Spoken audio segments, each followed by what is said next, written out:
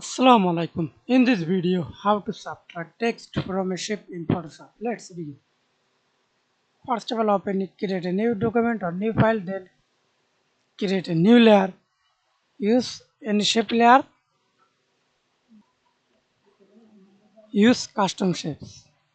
Okay. Change the fill color, stroke color. Press enter. Then hold shift, fix size, and create again new layer and type text.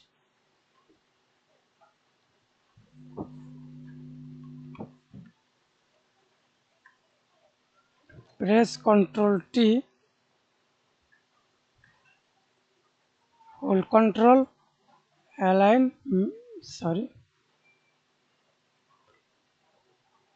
Align middle. Then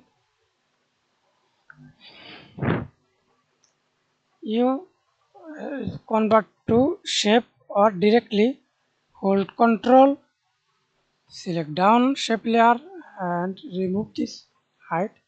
Down shape layer, create a clipping mask, press Ctrl I and see this subtract from shape.